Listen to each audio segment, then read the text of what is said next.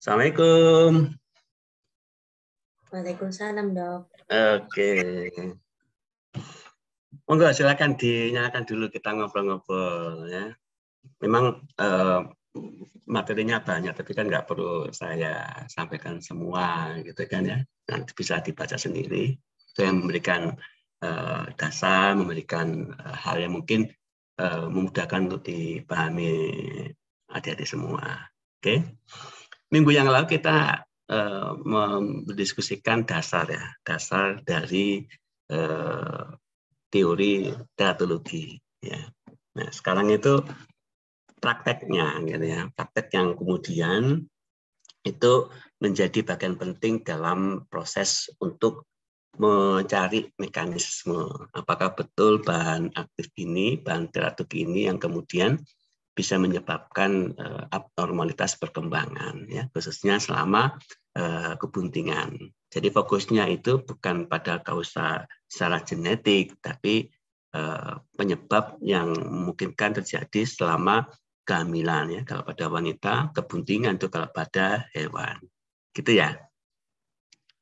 Oke, nah dari materi minggu yang lalu mungkin ada yang ingin ditanyakan, apa yang mungkin dirasa masih kurang, sehingga nanti implementasi dari teori ini yang kita diskusikan hari ini, ya, kita bicarakan hari ini supaya nanti bisa nyambung, ya.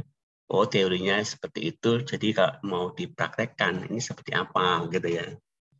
Karena aspek pengamatannya sangat banyak sebenarnya, ya. Dan menurut saya ini menjadi hal yang menarik, gitu lah, untuk diteliti, ya, karena banyak bahan-bahan yang berpotensi bisa menimbulkan abnormalitas perkembangan pada saat kebuntingan, gitu ya. Ada yang bertanyakan dari materi yang kemarin?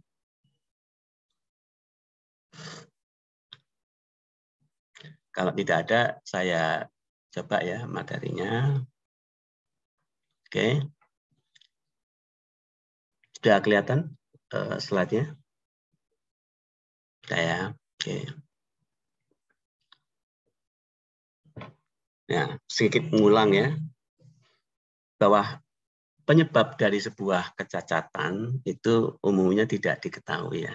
Masih ingat ya? Karena ini adalah interaksi antara bahan penyebab ya dengan lingkungan ya. Berarti ada interaksi genetik dengan penyebab ataupun lingkungan yang nanti bisa menyebabkan adanya sebuah kecacatan ya. Meskipun secara eksperimental ya bahan-bahan penyebab kecacatan atau yang kita kenal dengan teratogen itu bisa berasal dari bahan biologis ya, bahan kimia maupun material fisik gitu ya, seperti apa namanya ronsen, radiasi dan sebagainya ya. Oleh karena itu perlu nih ya, sebuah instrumen sarana untuk bisa menjelaskan ya. Memang untuk menjelaskannya itu pun juga perlu pembuktian tertentu ya. Artinya ada data epidemiologis empiris yang kemudian bisa digunakan dasar untuk mengeksplor lebih jauh gitu ya. Ya kalau yang kemarin saya ceritakan kasus thalidomid misalnya ya. Itu kan tentu ada booming dulu ya. Booming itu artinya apa?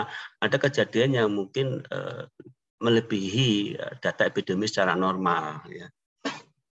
Artinya kalau 1-2 itu bisa saja terjadi secara spontan misalnya begitu, karena itu kan kejadiannya sekian ribu kelahiran ya.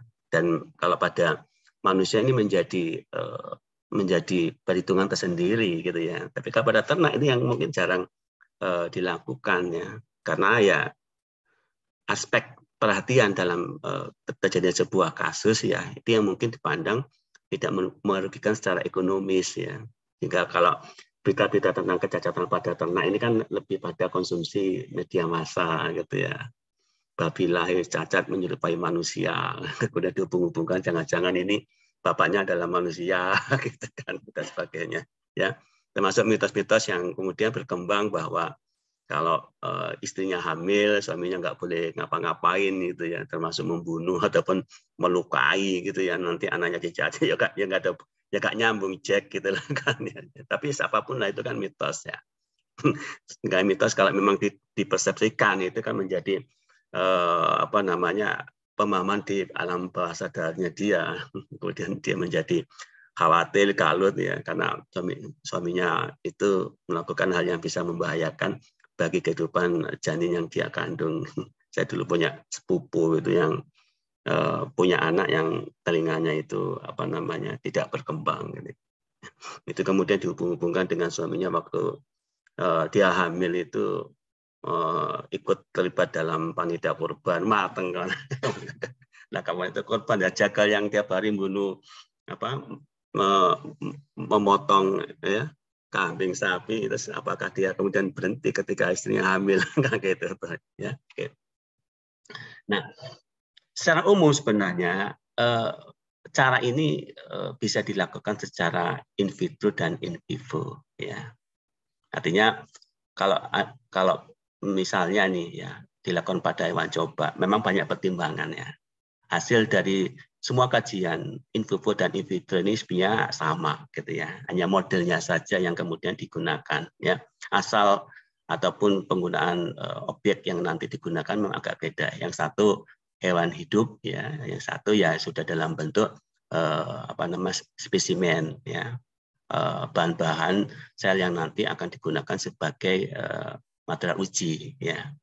Nah, dua hal penggunaan ini sebenarnya nggak boleh berbeda hasilnya, harus sama ya, meskipun dalam perjalanannya informasi yang didapat itu tidak selalu linear, dalam arti mungkin tidak tercover informasi yang bisa kita dapat dari kajian in vivo dan sebaliknya ketika dilakukan pada in vitro gitu kan.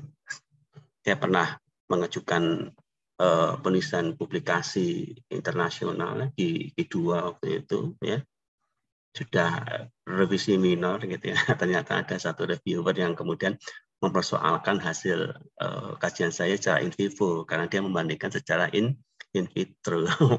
Itu sudah lemes saya itu ya, karena saya tidak melakukan kajian secara in vitro karena diharapkan dua kajian ini haruslah sama ya. Saya sampaikan bahwa saya belum mendapatkan hasil secara in vitro bahan metabolit ya, bahan yang kemudian menjadi penyebab sebuah kecacatan, karena bahan yang terpapar pada objek, pada hewan, pada manusia itu ketika masuk itu kan tidak dalam bentuk bahan aktif utuh gitu kan, tapi sudah dalam bentuk bahan metabolit ya. Kenapa? Masuk ke lambung misalnya ya, kemudian detoksifikasi oleh liver dan sebagainya ya, sehingga bahan yang menyebabkan kecacatan itu yang disebut dengan bahan metabolitnya. Jadi mungkin unsurnya sudah berubah ya. Nah, perubahannya ini bisa dia menjadi netral, menjadi bahan yang tidak toksik, yang tidak berbahaya bagi kehidupan janin, atau sebaliknya ya.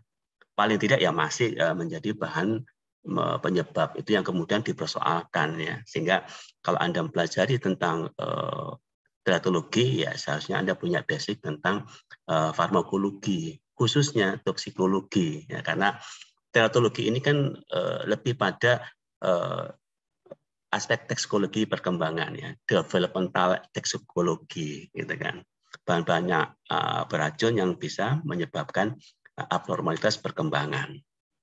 Nah, kita bicarakan dulu tentang in vivo ya, menggunakan hewan coba ya. Hewan coba yang digunakan ya, yang pertama ya yang paling mudah, murah gitu kan.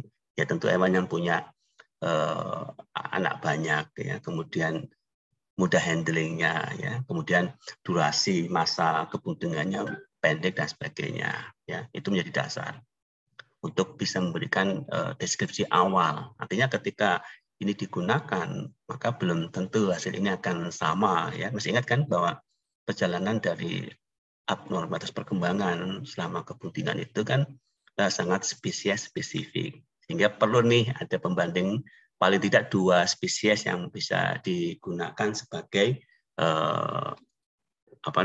bagian untuk menjudge apakah bahan ini bersifat teratogen apa tidak ya. Nah, tentu hierarki hewan coba yang digunakan ya, kalau itu memang aspek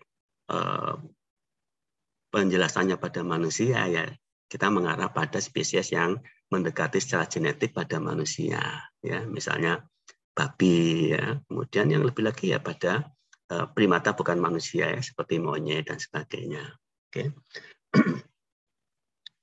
Nah, Syarat penggunaan hewan coba pada uji teratologi secara in vivo ya yang harus sehat, ya, dewasa, ya, dan lebih disukai pada betina yang premika gravida, gitu ya, yang belum pernah lahir, gitu kan. Tapi kalau menggunakan pejantan sebagai uji, pejantan dalam arti membuntingi betina, karena kan yang kita amatikan betina yang bunting, itu menggunakan pejantan, ya. Meskipun secara teoritis itu nggak disampaikan, gitu ya. Kalau Anda membaca teorinya kan dikawinkan dengan pejantan 1:3 misalnya.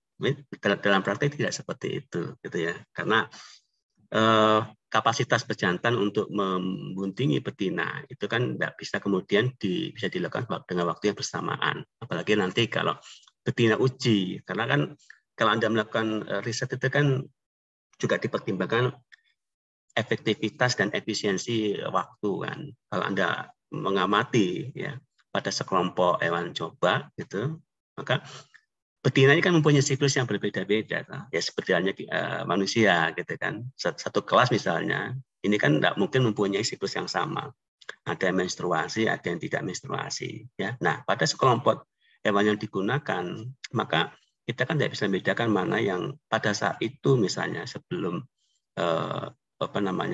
dilakukan perkawinan kan harus tahu dulu siklusnya. Kalau hewan kan ada 4 fase tadi ya.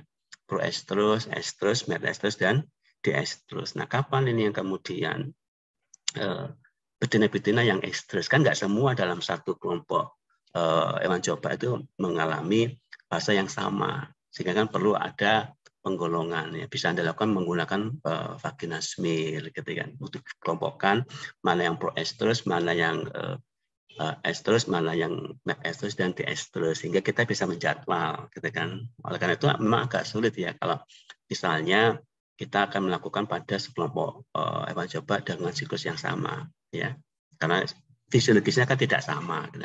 Sehingga ya bisa juga dilakukan dengan penyeragaman, ya. Kita menggunakan hormon PMSG dan HCG, sehingga harapannya sekelompok hewan coba yang digunakan itu mempunyai siklus yang sama. Nah, ketika dikawinkan, tentu kan misalnya kita butuh 24 betina, ya. Kalau misalnya dikawinkan 1:3 dengan pejantan, ya, tentu nggak semua betina menjadi bunting, karena konsentrasi sperma yang akan ditumpahkan pada betina itu ya tentu ada keterbatasan, gitu ya. Kecuali kalau dikumpulkan Anda tidak mengamati siklusnya, ya. Artinya dibiarkan itu kawin alami. Memang ada kemungkinan dia bisa bunting, tapi pengalaman itu persentasenya jauh lebih kecil. Nah, yang kedua, ya, kalau yang betina ini premika gravida, gitu kan, maka yang pejantan ini sebaiknya ya jangan menggunakan jejaka gitu loh ya, tapi menggunakan mereka yang sudah berumur ya. Kalau kambing domba itu namanya bandot gitu ya, memang tukang kawin gitu ya. Artinya apa? Ya kapasitas dia untuk membuntingi dan itu positif itu jauh lebih besar ya. Nah, sekarang jumlah hewan coba yang digunakan ini juga menjadi perdebatan ya. Kalau Anda menggunakan rumus besaran sampel gitu ya, sebagai syarat berapa sih ulangan pada setiap kelompok, itu umumnya kan menggunakan rumus saya lupa ya, Federer gitu ya. Federer itu kan punya kelemahan ya, karena dia menghitungnya berdasarkan jumlah kelompok gitu ya. Nanti akan muncul berapa ulangan yang diperlukan dalam satu kelompok ya. Nah, ini kelemahannya adalah ketika N-1 plus minus ya lebih besar sama dengan 15, ini semakin kelompoknya banyak. Ada kelompok kontrol, pelakuan dosis 1, dosis 2, gitu kan ya, dosis 3. Ini berapa ulangannya ini? Gitu kan. Bisa 5 ekor, bisa 4 ekor. Nah, semakin banyak kelompok yang Anda buat, ternyata jumlah ulangannya, jumlah hewan yang ada dalam satu kelompok itu semakin kecil. Ya. Sehingga kalau Anda menggunakan rumus itu yang kemudian akan menyulitkan ketika Anda publikasi khususnya di jurnal internasional, gitu ya. Sehingga saya menstandarkan, gitu ya. Meskipun nanti menggunakan rumus tertentu, atau pada akhirnya standar minimal itu misalnya 10 ekor gitu kan. Kritis ya mungkin menggunakan 6 ekor, itu beberapa jurnal masih bisa menerima. Tapi kalau jumlah kelompoknya banyak sehingga yang muncul 3 ekor, 4 ekor itu biasanya selalu dipersoalkan. Ya, nah sama dengan uji-uji teratologi ini, ya itu sebenarnya ini tidak menjadi jumlah yang harus fix gitu ya, karena persepsi dari setiap reviewer terhadap jumlah hewan coba ini macam-macam. Ya, misalnya tikus itu, Anda kalau menguji dengan 20 ekor betina itu luar biasa ya. Biasa itu artinya handle-nya sulit gitu ya. Kemudian makannya banyak gitu ya dan sebagainya. Sehingga kalau Anda standar dalam pengompokan ya, satu kan kontrol ya.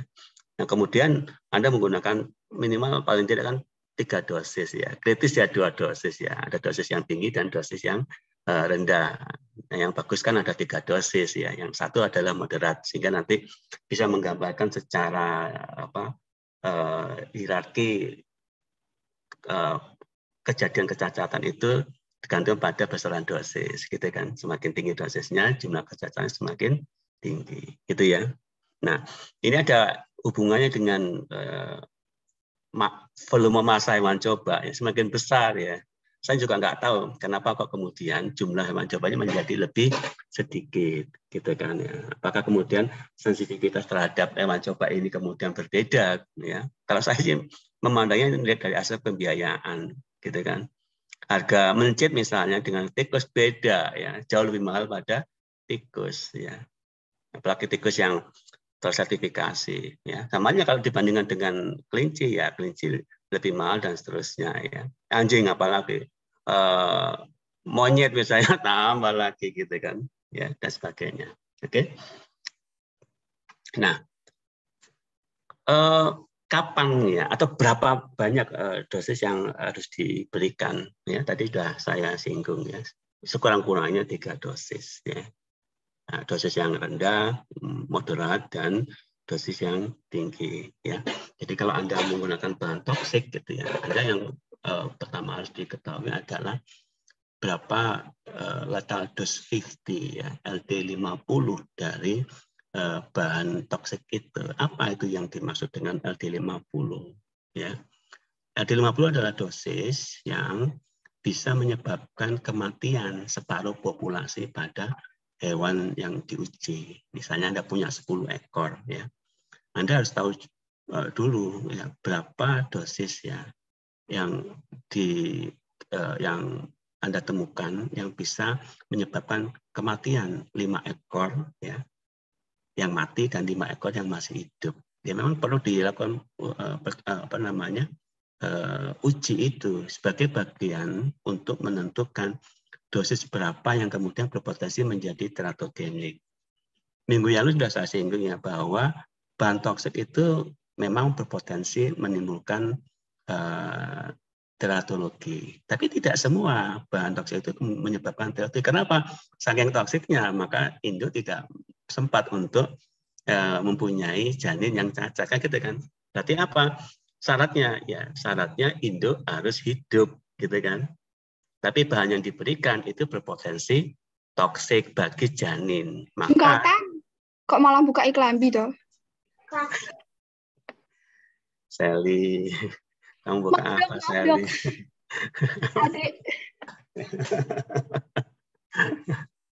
Iya. Ya. Jadi LD50 ini yang kita gunakan sebagai dasar. Ya. Setidaknya kan ini sudah cukup membunuh 50% populasi, maka separuh dari LD50 itu dianggap sebagai dosis teratogenik. Gitu deh. Setidaknya separuh ini adalah dosis tertinggi. Ya. Maka separuh ini dari LD50, kemudian kita coba. Gitu kan. Coba itu dalam arti begini. Karena tergantung dari cara pemberiannya. Kalau misalnya Anda lakukan single dose, ya, artinya ketika Anda berikan pada puncak perkembangan organ, gitu kan, maka Anda ya ini bisa digunakan langsung sebagai dosis teratogenik. Tapi kalau Anda memang memberikannya pada masa organogenesis, berarti kan diberikan pada kebuntingan hari ke-6 gitu ya, sampai ke hari ke misalnya 14 misalnya gitu ya, 10 hari misalnya. Maka ya Anda tahu dulu ini bisa nggak dia bertahan hidup selama itu gitu lah. Karena dia mungkin bisa tahan pada pemberian 1, 2, hari ke-4, ke-5, tapi mungkin dia tidak tahan ketika diberikan sampai pada hari ke-10 dan seterusnya. Ya. Artinya apa? Itu adalah dosis tertinggi. Sehingga dosis moderatnya ya separuh dari dosis yang tadi diberikan sebagai dosis tinggi. Dan separuhnya itu dianggap sebagai dosis yang rendah. Sehingga peningkatan dosis itu berdasarkan kelipatan dari dosis-dosis yang lain. Ya, itu prinsipnya. Oke, sehingga pemberian dosis yang diberikan ya minimal 3 dosis itu kan hanya memberikan semacam gambaran bagaimana kalau diberikan dosis rendah, moderat, dan tinggi. Gitu ya, Dik ya. Oke. Ya. Nah, sedangkan kelompok yang tidak diberi ini diberikan juga ya jejas yang sama. Apapun pemberiannya ya bisa diberikan per oral, ya diberikan suntikan ya, bisa intraperitoneal, dimasukkan langsung ke dalam kavum abdomen ya, rongga perut, atau diberikan secara sebutan. Tergantung perjalanan bantoks itu dialami pada objek yang ingin diteliti. Ya, kalau Anda misalnya ingin melihat teratologi yang terjadi pada manusia secara umum misalnya kan melalui makanan, ya berarti ya harus dicekok, harus dicekok ya, disonde langsung ke dalam lambung, ya. Jadi nggak diberikan melalui makanan seperti pada manusia kalau mau makan, nggak seperti itu, ya. Supaya dosisnya yang masuk itu adalah tetap ya dan pasti gitu ya. Kalau makan kan namanya juga hewan coba kan, nggak mungkin dia bisa dipaksa makan misalnya harus habis ya, nggak mungkin juga, pasti ada yang tersisa gitu ya. Sehingga ketika tersisa maka itu yang ada kemungkinan ya dosis yang nanti terpapar itu tidak sama ya. Oke. Nah, juga diperhatikan bahwa hewan itu ya apalagi hewan yang beranak banyak itu punya potensi menghasilkan anak yang cacat yang lahir cacat ya, tapi itu sifatnya spontan. Spontan artinya apa ya? Itu sebenarnya kejadiannya normal. Ya, semakin tinggi hewan itu melahirkan anak, maka semakin potensi persentase dia menghasilkan anak yang cacat. Nah, itu yang kemudian perlu dilakukan studi-studi pendahuluan. Itu yang disebut dengan historical control ya. Artinya jangan sampai kemudian itu dianggap sebagai kecacatan yang ditimbulkan oleh bahan yang kita uji. Oke. Nah, kapan dan bagaimana pemberian bahan tersebut ya kemarin sudah tadi sudah saya singgung juga, gitu kan. Tergantung kalau Anda mau mengamati obat oles ya diberikan secara topikal ya, dioleskan pada kulit, gitu kan. Kalau itu memang terpaparnya karena asap gitu ya, atau bahan-bahan yang beruap gitu ya, maka Anda menggunakannya dengan cara yang sama gitu ya. Memang ada box chamber yang digunakan untuk memaparkan pada objek hewan coba yang nanti menyerupai pada manusia gitu kan. Masuk kalau makanan harus disuntik dan sebagainya ya. Nah, kemudian yang lain adalah kapan itu diberikan. Ya, tadi sudah saya singgung kan, Anda bisa memberikannya pada puncak perkembangan organ. Nah, itu biasanya diberikan pada single dose. Ya, single dose itu artinya diberikan hanya sekali dan langsung pada saat itu. Sehingga umumnya diberikan secara sistemik, ya, disuntik gitulah. Karena kalau melalui makanan itu kan prosesnya kan masih panjang. Harus di lambung dulu, dicerna, didetoksifikasi. Nah, itu yang kemudian sering digunakan sebagai pengamatan bukan pada puncak perkembangan organ, tapi pada masa organogenesis pada umumnya. Jadi nanti akan bisa dilihat ya, pada semua organ, ya, baik itu gross morfologi maupun organ-organ dalam, ya, termasuk pengamatan fungsi dari organ itu. Oke, nah kapan yang ini? Ya, tiap hewan itu ternyata mempunyai perbedaan. Meskipun ya rentangnya nggak jauh-jauh dari masa kebuntingannya dia, ya. Jadi ini adalah masa organogenesis, ya. Dosisnya diberikan pada hari ke-6 sampai ke-15, ya. Dan masing-masing spesies ternyata berbeda. Nah, sama halnya ketika dilakukan panen, ya, koleksi janin, ya, itu memang dilakukan 1 hari sebelum partus, ya. 1 hari sebelum partus, ya. Kenapa? Ya, kalau misalnya dilakukan saat partus, dikhawatirkan Anda tidak mendapatkan secara keseluruhan hewan coba itu. Karena apa? Dikhawatirkan hewan yang partus itu akan melakukan kanibalisme pada anak yang dilahirkan. Ingat ya, secara fisiologis kan hewan itu mempunyai kemampuan untuk melakukan seleksi alam. Ya. Dalam bentuk apa? Ya, dia tidak akan membiarkan anak itu lahir dalam keadaan cacat. Ya. Oleh karena cacat itulah yang kemudian secara insting ini harus dimusnahkan. Dengan cara apa? Dikanibal oleh induknya. Nampak sadis, tapi itulah bagian dari mekanisme alam. Nah, sehingga kalau Anda mau mengamati kecacatannya menunggu dia partus, ya bisa kehilangan data Anda itu, ya. Karena Anda datang itu kan tidak tiap saat gitu kan, 24 jam gitu kan, tapi kan menjelang pagi misalnya, ya, padahal lahirnya tadi malam, ya sudah Anda kehilangan data. Sehingga kenapa kemudian harus dikoreksi 1 hari sebelum hewan itu partus. Oke. Nah, untuk pengamatan ini memang tidak harus, ya, bukan tidak harus. Alangkah baiknya kalau dilakukan juga pengamatan pada induk, gitu ya. Karena aspek keracunan yang menjadi target kita pada janinnya itu nggak lepas juga dari aspek induk. Ya. Dan ini bisa memberikan gambaran ketika hasilnya itu negatif, ya. Negatif iya, artinya mungkin tidak terjadi pada janinnya, tapi juga berpotensi ternyata dia menyebabkan kelainan pada induknya. Dalam bentuk apa? Gejala klinis tentang keracunan, ya, ataupun akan terjadi prematur dan sebagainya, ya. Oleh karena itu yang saya katakan tadi, bentuk pengamatannya ya Anda lakukan 1 hari sebelum partus, ya. Nah, apa saja yang bisa diamati? Banyak sekali saudara, ya, dari aspek induk maupun dari aspek janinnya, ya. Kalau dari aspek induk, Anda bisa menghitung, ya, jumlah corpus luteum. Ya, corpus luteum itu kan sebagai indikator jumlah sel telur yang dihasilkan, ya. Ini adalah sisa folikel, masih ingat, ya. Ya, sisa folikel, ya. Sehingga ketika Anda menghitung ada 7 corpus luteum, harapannya nanti ada 7 janin. Kan gitu, kan? Nah, ternyata ketika Anda hitung, mungkin janinnya cuma 3. Maka kalau ada 7 corpus luteum, janinnya ada 3, pasti ada 4 ini mengalami kematian. Dan bentuk yang bisa diamati adalah jumlah resorpsi, gitu kan?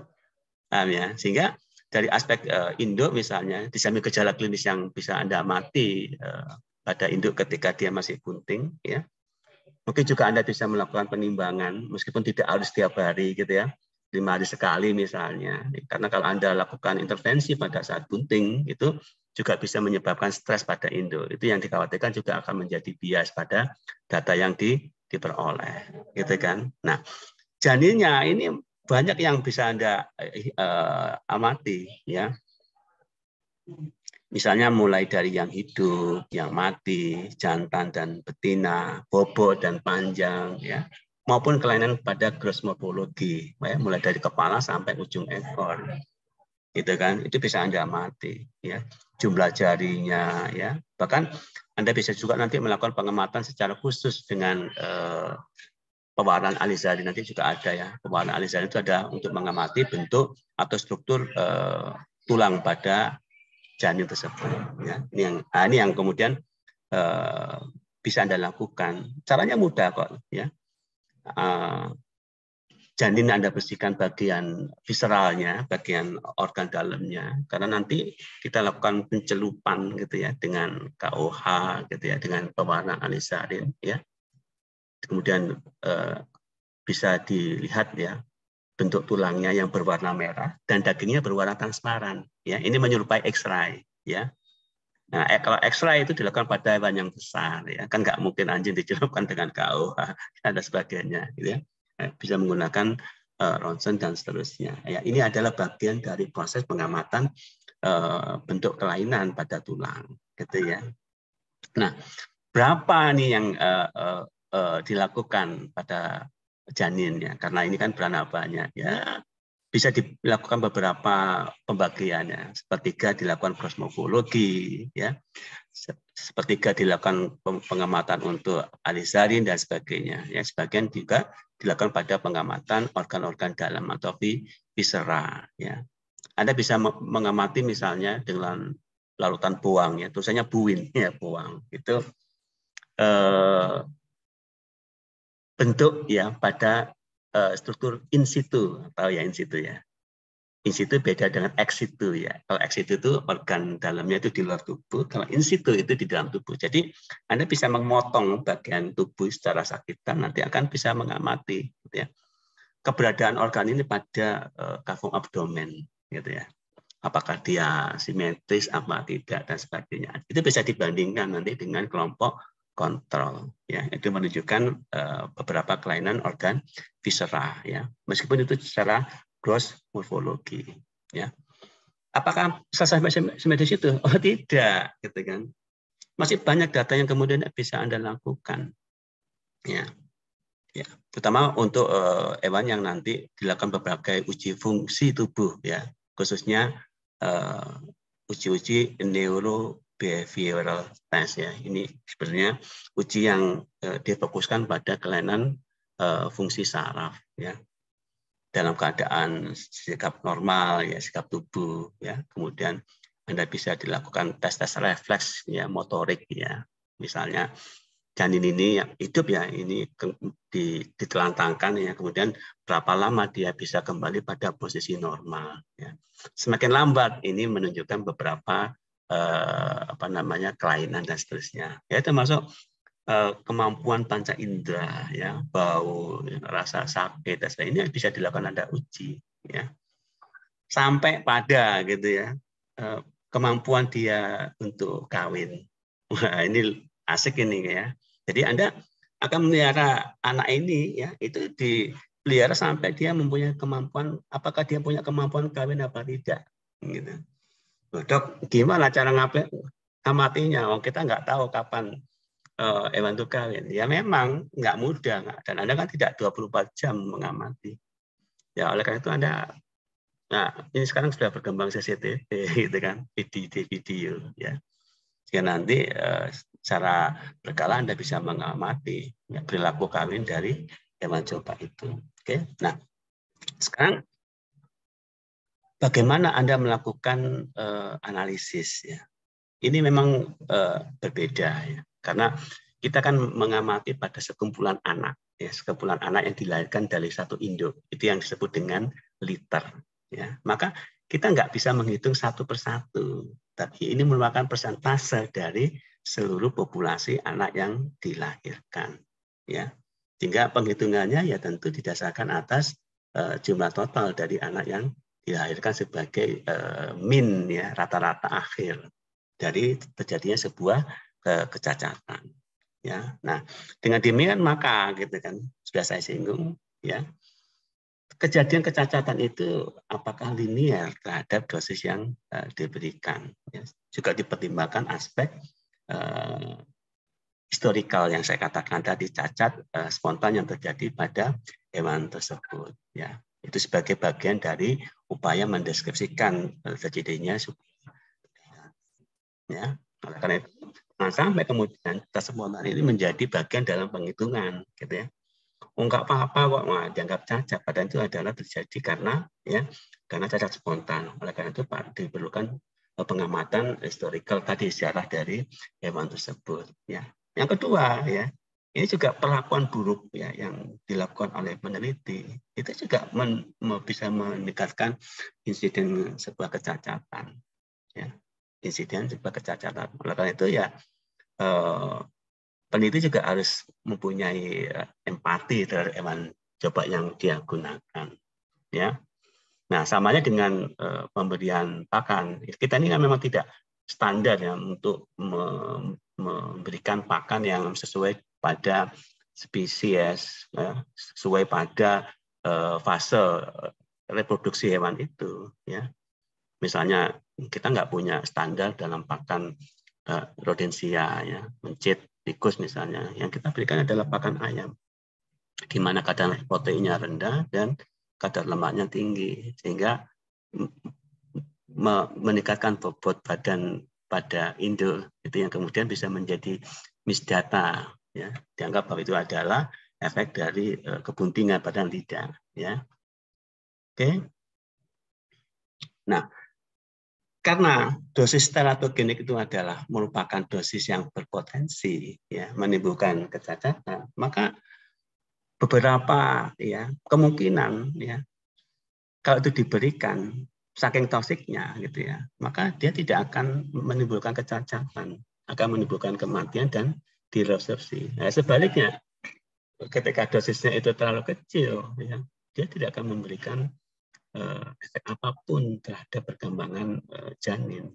Ya, oleh karena itu pengamatan secara keseluruhan pada induk, ya, gejala klinis dari induk ini juga bisa menjadi pembanding. Ya. Nah, pertanyaannya adalah apakah kemudian, ya, hasil yang didapat ini sudah bisa menggambarkan kejadian pada manusia, ya, dan kita bisa melakukan ekstrapolasi ini pada manusia? Belum tentu juga. Tapi setidaknya ketika terjadi pada dua spesies ini sudah cukup memberikan warning, ya. Meskipun nanti masih perlu dilakukan uji lebih lanjut, ya. Seperti yang saya katakan kemarin, ya, dosis 1/1000 dari dosis yang diberikan pada hewan coba ini ternyata sudah cukup menimbulkan kecacatan pada manusia. Ya. Bayangin, ya, 1/1000 saja sudah cukup. Ya. Apalagi diberikan dosis yang berdasarkan konversi dosis antara hewan dengan manusia tambah. Gitu. Maka kejadian sudah sangat fatal untuk bisa menyebabkan thalidomid. Ya. Kalau itu tadi, ya, sifat dari uji teratologi ini adalah spesies spesifik. Ya. Maka sebaliknya, dengan pemberian asam salisilat ini ternyata tidak menyebabkan apapun pada wanita yang hamil. Tapi ini merupakan bahan teratogen yang kuat bagi rodensia. Ya, sebaliknya.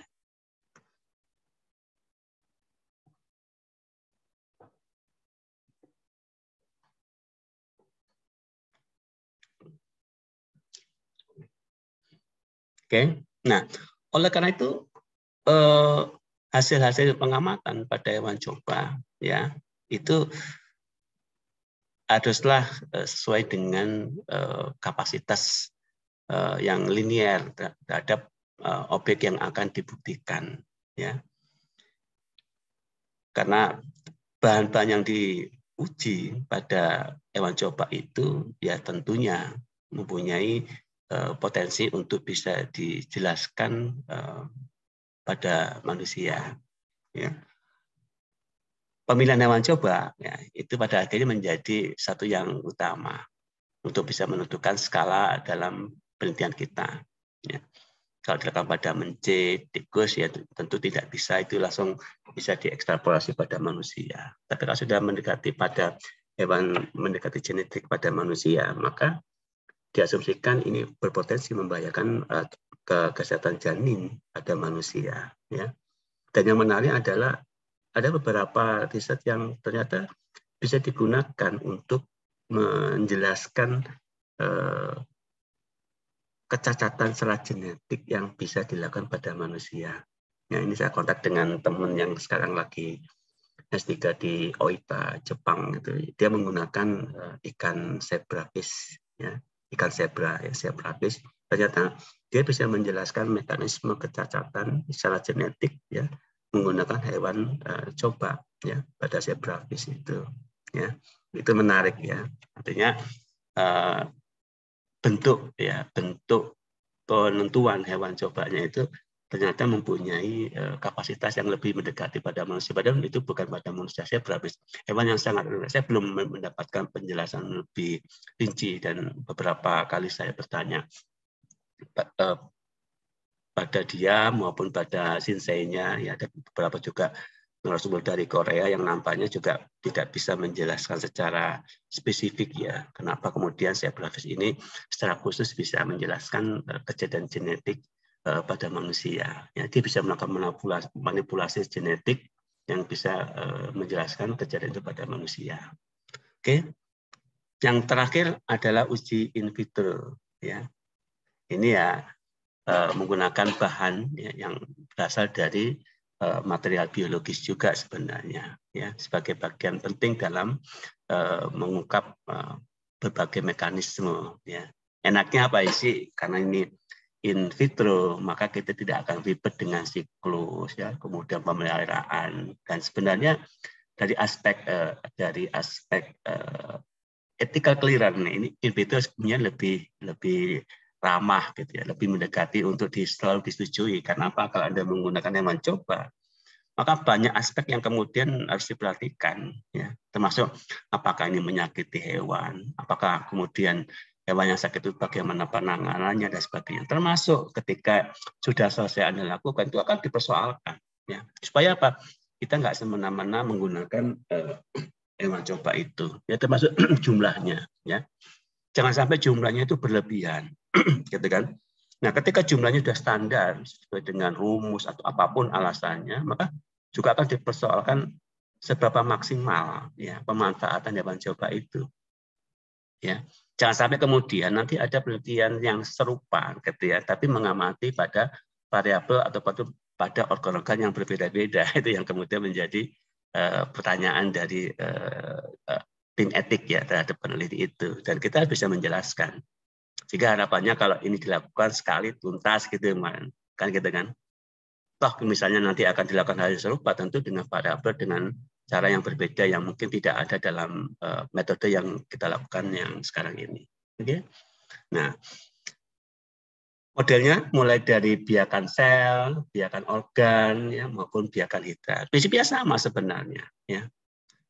Kalau Anda lihat teori dari sel-sel blastomir ya, dia bisa saling satu lain mendekat ya dengan tikmotaksis gitu ya. Maka bahan-bahan teratogen ini ternyata mempunyai potensi untuk menghilangkan reseptor ya, menghilangkan kemampuan dia untuk selalu bergabung pada sel yang sejenis ya. Ya, misalnya ektoderm ya tentu dia akan bergabung dengan ektoderm ketika dilakukan disosiasi dan seterusnya. Nah, bahan teratogen ini yang kemudian ya bisa menyebabkan kesalahan, menyebabkan ketidakmampuan dia untuk menemukan sel yang sama. Ya. Oleh karena itu sejenis dari uji-uji in vitro, ya, baik biakan sel ya maupun biakan organ, ini ya lebih pada kemampuan bahan biologis itu untuk berkembang. Ya. Sehingga instrumen pengujiannya pun juga bermacam-macam untuk melihat dari proses perkembangan ataupun pertumbuhan dari sel-sel biakan itu yang kemudian menjadi dasar untuk menentukan apakah ini bersifat teratogen apa tidak, gitu ya. Ya, ini hampir sama sebenarnya ya. Ada yang dari jaringan, ada yang dari biakan sel dan sebagainya ya sebagai bagian dalam pengamatan potensi kecacatan yang mungkin ditimbulkan pada saat kebuntingan. Oke, saudara, dari sini ada yang ingin ditanyakan?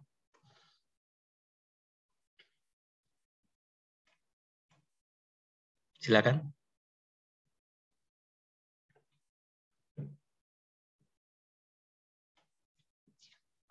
Yuk, silakan.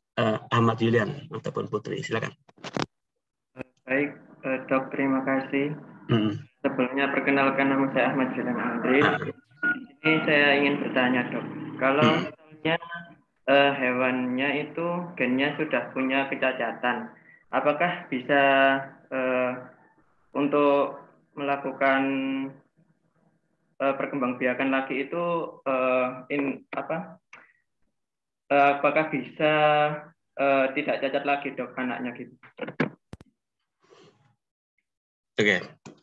Kalau individu sudah mempunyai gen cacat ya kan juga nggak tahu gen cacat apa yang kemudian yang dimaksud di Julian ya. Karena gini, kalau gen cacat misalnya buta huruf atau buta warna kok buta huruf, buta warna ya itu kan biasanya menyanding pada penderita laki-laki gitu ya. Artinya kalau secara genetik ya dia akan menghasilkan anak ketika gitu ya dia mempunyai cucu laki-laki kan gitu lah. Nah, jadi itu suatu yang sudah given gitu ya. Ya sudah takdirnya bahwa dia membawa genetik buta warna sehingga nanti ketika ketemu jodoh ya kemudian yang punya gen yang sama maka ya secara otomatis ketika dia punya anak laki-laki ya dia akan buta warna. Gitu kan. Artinya secara genetik itu bisa dipetakan. Potensi itu kan kemudian bisa muncul ketika dia akan bertemu dengan individu yang mempunyai genetik yang sama, gen yang cacat juga kan gitu kan. Tapi kalau dia tidak punya genetik yang cacat di saat perkawinan ya potensinya tetap ada, tapi kan kemungkinannya menjadi lebih kecil gitu kan. Kejadiannya mungkin jauh lebih kecil. Kan gitu kan. Ya, makanya juga tergantung kecacatannya gitu kan. Seberapa besar derajat kecacatan ini kemudian akan ditimbulkan. Ya enggak? Ya, sama dengan Down syndrome misalnya. Down syndrome itu kalau Anda lihat, ternyata kan juga ada derajatnya. Sama-sama Down syndrome, tapi tingkat keparahannya ternyata berbeda-beda. Ya. Padahal secara genetik sebenarnya itu kan hanya karena kesalahan dalam proses maturasi oosit. Secara genetis kan memang tidak bisa diprediksikan, ya, dan itu bukan menjadi bagian dari genetik dari leluhurnya kan enggak. Karena yang selalu disampaikan bahwa Down syndrome itu kan muncul kejadiannya pada wanita yang hamil di atas umur 35 tahun. Berarti ini kan terkait dengan proses pematangan sel telur kan gitu kan. Tapi bukan berarti kemudian Anda punya calon istri adiknya Down syndrome kemudian anaknya jadi Down syndrome, enggak juga gitu ya. Tapi kemungkinannya jauh lebih kecil gitu kan. Apalagi kalau misalnya dilakukan itu screening ya. Mungkin kita belum terbiasa melakukan screening ya. Pacaran, ya di screening dulu genetik kita, apakah nanti kita itu bisa dilakukan dan bisa dipetakan ya. Dan itu bisa diputuskan Anda mau lanjut apa tidak, gitu kan? Jadi secara genetik itu bisa. Ya. Tapi kalau secara kongenital ya memang tergantung dari keamanan ya dari ibu yang sedang hamil tadi itu. Gitu ya, Julian. Baik, Dok. Terima kasih. Berarti untuk gen itu bisa diperbaiki ya, Dok ya? Nggak bisa dong. Gimana cara perbaikannya? Misal gini. Kalau kawinnya misalnya yang pejantan ada kecacatan, berarti kawinnya dengan betina yang tidak mempunyai kecacatan gitu ya, Dok? Makanya kan tergantung genetik itu menurun apa tidak. Yang gitu kan. Atau dia punya potensi menurun. Kan menurun kan ketika ketemu dengan pasangan yang sesuai kan gitu tadi. Mungkin yang nampak mungkin secara cross morfologi dia nggak cacat, tapi dia punya genetik yang cacat. Kan kita nggak tahu. Ya enggak? Artinya begini, itu muncul kalau keduanya punya potensi cacat kan gitu kan. Makanya kenapa sih kita nggak diperkenankan misalnya kawin dengan saudara dekat gitu ya, sepupu gitu kan. Karena apa? Itu kan membuka peluang ya, membuka peluang untuk menghasilkan anak yang cacat. Karena kan jaraknya kan sangat dekat. Kalau jauh maka gitu kan kemungkinan kan menjadi jauh lebih kecil. Gitu ya Juliannya.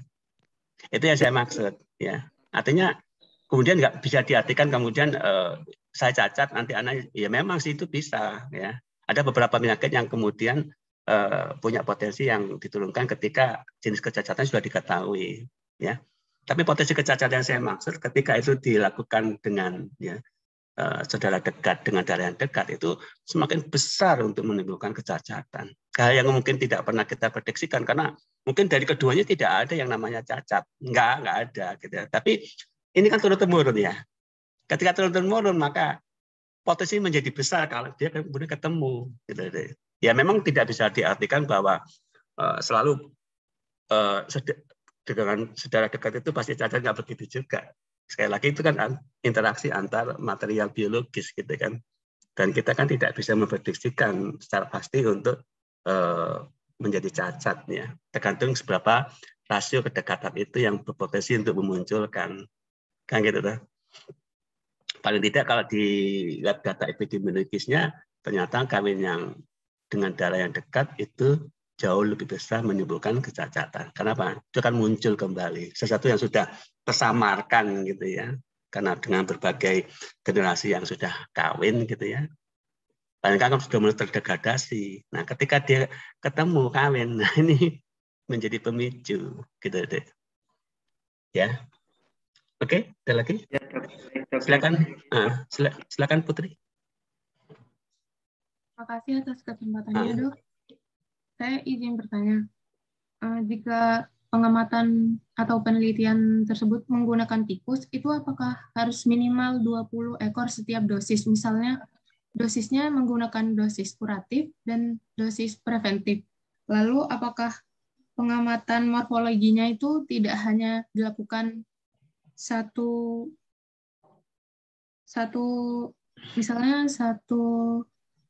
misalnya jumlah korporal luteum, hanya dilakukan pengamatan terhadap jumlah korporal luteum.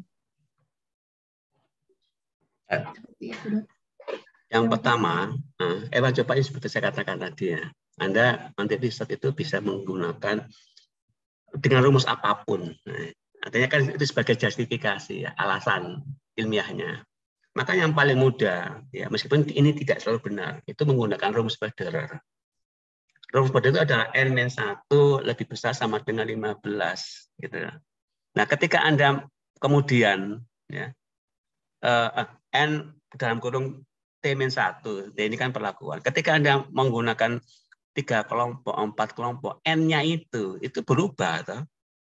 Nah, berubah itu ternyata linear dengan jumlah kelompok. Artinya kalau Anda menggunakan 3 kelompok, mungkin ketemunya itu misalnya 6 ekor ulangannya. Kalau 6 kan berarti, ya sudah, berarti kan bukan 20 Putri, gitu ya, berarti 6, gitu kan. Tapi ketika Anda menggunakan 4 kelompok, ini N-nya menjadi 4, gitu loh. Ya kan nggak mengurangi probabilitas ya, mengurangi kesahihan dalam rancangan acak lengkap kan gitu lah. Artinya begini, 20 pun menurut saya itu juga tidak ada dasar untuk menentukan apakah sahih apa tidak, gitu kan. Sehingga ukuran untuk jumlah sampel, besaran sampel yang digunakan ya tentu relatif untuk bisa dipastikan mana. Logikanya semakin banyak ulangannya, hasilnya semakin baik. Gitu, Dek. Itu yang saya maksud. Artinya apa? Kalau Anda menggunakan 20 itu jauh lebih baik. Sudah, itu penelitian dengan jumlah ulangan 20 ekor per kelompok, itu kalau Anda publikasi pasti akan diterima. Karena hasilnya pasti itu valid. Gitu kan. Tapi untuk menghandle 20 ekor per kelompok, kan luar biasa yang saya katakan tadi. Ya, apalagi nanti Anda menggunakan kontrol. Ya. Dosis yang rendah, dosis yang moderat, dosis yang tinggi. 80 ekor Anda pelihara tikus. Karena tikus itu makannya rakus ya, gitu kan. Terus gimana handle-nya, gitu deh. Artinya ya semakin Anda punya kemampuan untuk menghandling itu, nggak ada masalah, itu bagus, gitu deh. Tapi kalau Anda tanya minimalis itu tadi, ya, saya pakai standar itu 10, gitu kan. Kritis itu 6 ekor, kritis. Artinya gini loh, kritis itu kadang ini ditolak gitu loh. Meskipun juga banyak yang menerima dengan 6 ulangan gitu deh. Artinya standar itu kan memang relatif, saya katakan tadi. Prinsipnya semakin tinggi, semakin banyak, semakin bagus. Oke. Yang kedua yang tadi yang soal corpus luteum, kenapa Dek corpus luteum? Itu apakah melakukan percobaannya itu cuman melihat jumlah korpus luteumnya atau melakukan tahap-tahap yang lain, Dok? Oke nih, begini. Ketika Anda melakukan pemaparan pada induk bunting, ini kan ceritanya induk bunting tadi ya, bunting. Anda mengkoleksi itu 1 hari sebelum partus, kayak gitu kan? Ya enggak? Anda kan melihat uterusnya itu. Nah, ketika Anda menghitung jumlah fetus 1, 2, misalnya 10, ya, maka Anda menghitung juga berapa korpus luteum pada ovarium sebelah kiri, berapa korpus luteum sebelah kanan. Anda bandingkan sebenarnya. Kalau 5 di uterus kiri, asumsinya ini ada 5 Cl, gitu kan.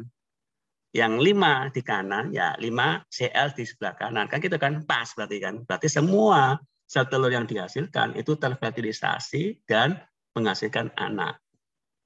Tapi kan banyak kejadian yang kemudian Cl-nya itu ada 12, gitu lah. 6 di kiri, 6 di kanan. Janinnya ada 10, berarti ada 2 yang loss. Nah, 2 yang loss ini bisa saja dalam bentuk kematian janin. Kematiannya itu sudah terjadi saat awal kebuntingan, ya, diresorpsi, gitu. Itu yang kemudian dihitung berapa yang resorpsi. Nah, bahan-bahan toksik, ya, teratologi ini meningkatkan kematian embrio secara dini. Bisa saja Anda menemukan jumlah resorpsinya jauh lebih banyak ketimbang anak yang hidup, gitu deh. Gitu ya, itu yang dimaksud. Jadi pengamatan pada indo itu pada korpus luteum, gitu ya. Ada bandingan juga pada anak, gitu deh. Ya, kan saya bagikan 2. Indo kan bisa saja ketika dia dikorbankan, tapi bisa juga dilakukan penimbangan meskipun tidak tiap hari. Kemudian pengamatan gejala klinisnya, bentuk-bentuk keracunan dan seterusnya. Gitu ya, Putri? Dok. Ya, terima kasih, Dok. Oke, saudara. Mohon maaf, saya jam 8 juga ada kuliah embriologi di Surabaya ya. Saya akhiri dulu ya. Nanti kalau ada apa-apa Anda bisa kontak personal gitu ya. Kalau memungkinkan kita lakukan untuk diskusi lebih jauh ya. Oke, terima kasih. Sampai ketemu. Assalamualaikum warahmatullahi wabarakatuh. Waalaikumsalam warahmatullahi wabarakatuh. Terima kasih banyak Dokter Epi. Terima kasih, Dok. Yuk. Hehehe. Rumah sesat.